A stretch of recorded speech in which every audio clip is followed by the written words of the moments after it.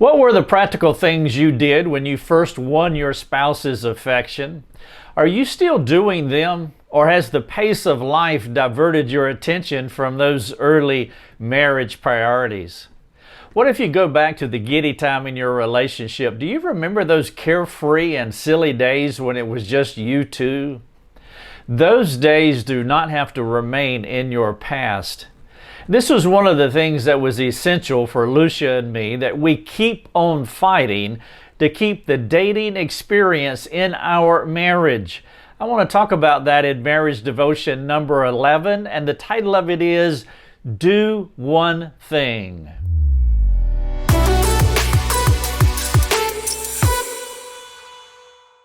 Hello everyone, Rick Thomas here. We're helping people live effective lives. This is Marriage Devotion number 11. The title of it is Just Do One Thing.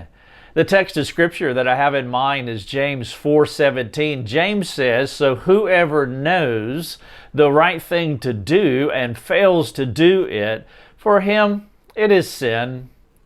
Because of the grace of God, Lucia and I still enjoy those giddy, silly, carefree, and fun times in our relationship. We're still buddies, always working not to let anything come between us. And I'm talking about including our children, our work, our church. But it was not always that way. We did lose focus in our marriage. The moorings of a stable marriage broke loose, and we drifted from the God-centered practicalities of our early covenant. We needed a severe marital realignment.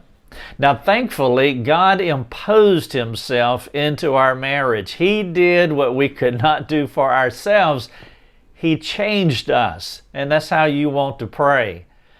It did not happen overnight. In fact, it took 2 challenging years for us to get back to those early carefree days of dating long after we first got married.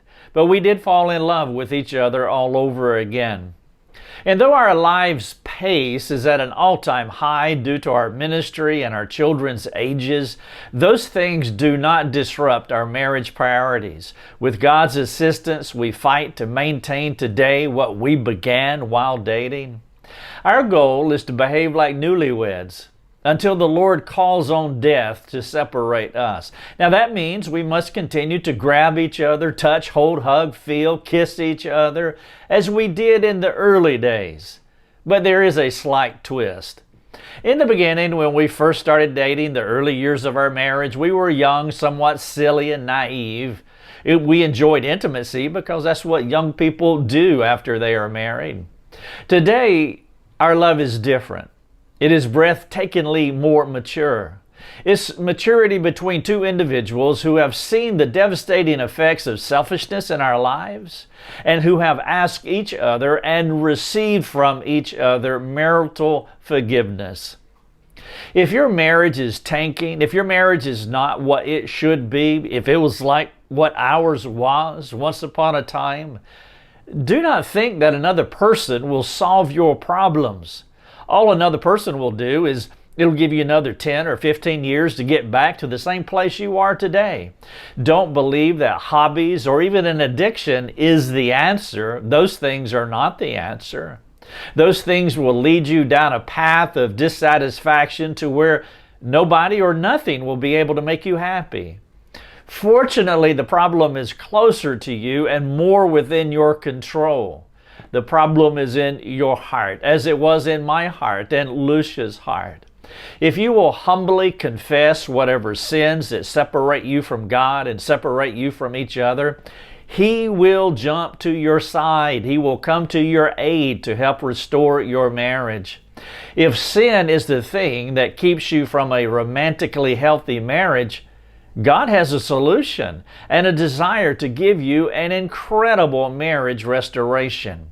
Now, I realize that some spouses can be too hurt, too unforgiving, and even too stubborn or too mean, for that matter, to make these changes.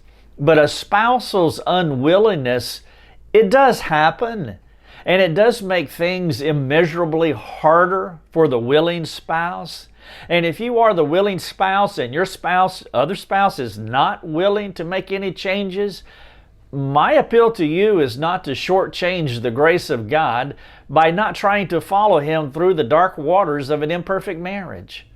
If not trusting Him by doing your own thing, if it helped to lead to a bad marriage, then the best answer you have is to make up your mind to follow Him regardless of the cost, regardless of the time that is involved. This is marriage devotion number 11. Do one thing. I'm using James 4:17. To him that knows to do good and he does not do it, well, to him it's a sin. And so here's the question for you.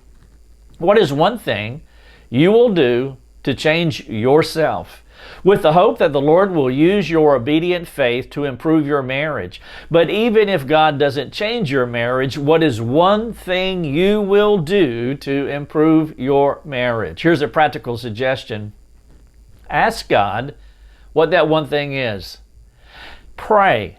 Ask Him, and then write down what you believe the Lord is leading you to change, and then make a realistic plan to change that one thing about you. Marriage devotion number 11. Do this one thing. If you would like to talk to us, if we can serve you in any way, please come to our website's ministry, our forums, and we'd love to interact with you. You can ask your questions on our free community forums, and it would be a joy and a privilege to serve you. Thank you so much for watching the devotion.